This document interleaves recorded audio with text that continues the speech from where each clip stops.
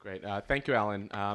I want to respond to your question and actually directly to Steve's presentation through thinking about a text, which I generally like to do anyway because it helps us anchor what it is we're thinking about. In his statement on Jewish continuity, the American-Israeli political scientist Daniel Elazar did something rather unusual.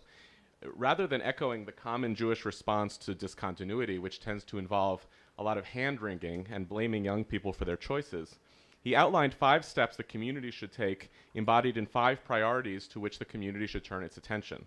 And those 5 were Torah, which I'll abridge to meaning and content, Am Yisrael, or peoplehood, Klal Yisrael, or pluralism, Brit, covenant, encompassed in the boundaries between Jews and others, and Kiruv, working towards outreach.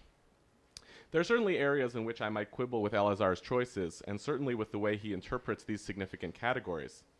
But what I appreciate about this stance is that it thinks programmatically about what we should be doing rather than the usual navel-gazing of speculating about the source of the problem. And more importantly, it acknowledges that challenges to Jewish community and our identity are complicated and nuanced and cannot be described, much less solved, through single panacea diagnoses or answers. The problem with the current continuity debate, and this goes directly to your question, is this. It focuses strictly on one issue, what Elazar calls Brit. Jewish continuity is a euphemism for the fear of the loss of ethnic particularism in the form of intermarriage and assimilation. Meantime, the generation gap grows.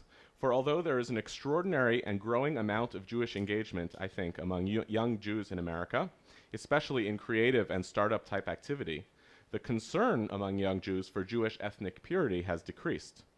There has been a noticeable trade-off of increased interest in content, what Daniel Elazar calls Torah, in lieu of the concern for Brit.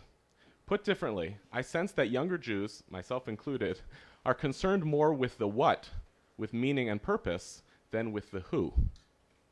And this is why the Elazar example is so instructive, for it forces us to acknowledge that a lack of Jewish continuity may reflect only one particular type of Jewish continuity, one thread or element of Jewish continuity. That a fixation with a concern over loss of ethnic particularism should also come with a celebration of the new turn towards Jewish purposefulness. And Elazar's model is also useful for another equally important contribution to the discourse, to this debate about Jewish continuity. It basically undermines the word itself. The very phrase Jewish continuity is ridiculous. It's a passive phrase. When or why would we ever express the things that we hope for or believe in using a passive voice, as something happening to us as inevitable or undefinable? I think the conceit here, and this goes to what Steve talked about, is that older Jews see younger Jews acting differently than them, prioritizing different things, in part because that underlying concern for ethnic particularism was something that they hoped that their successors would just viscerally absorb and inherently know without actually conveying its importance to us. Very few of the choices of previous Jewish generations should support this assumption, but I think a basic laziness underlies the problem itself and the tendency to speak of this problem in passive terms rather than in terms of the attending responsibilities that should come. If we care about those who are supposed to follow us, let's be honest about what it is we care about. Let's have the courage to speak clearly about our values and own up to them. And of course, then step out of the way and allow for the reality that every generation of Jews, since there have been Jews, have ably redefined what it means to be Jewish. That assimilation, purposeful assimilation, and transformation have always been essential to Jewish adaptivity and survival. And if we're going to conduct that generational conversation meaningfully, if we're going to continue the continuity debate in a different lens, I propose that we frame that conversation meaningfully as well. Since I think Elazar's technique of describing purposefulness using classical Jewish phrases was itself useful, let me add 2 here as well. If our community wants to talk about continuity, about what should follow from one generation to the next generation in helping preserve and improve Jewish life, let's talk about Masoret and Kabbalah, about transmitting and receiving.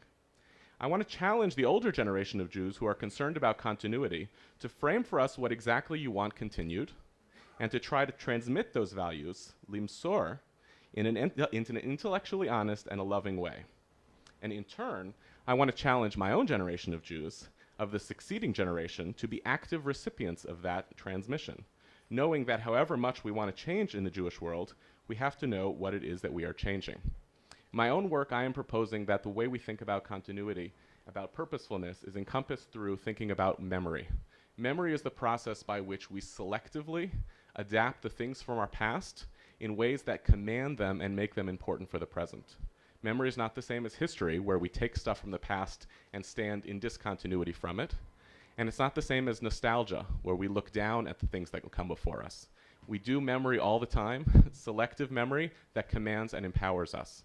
And that's a lens that I think can be useful for thinking about how to frame this transmission from one generation of Jews to the next.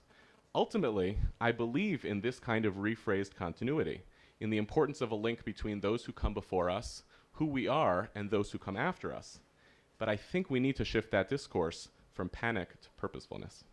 Thank you.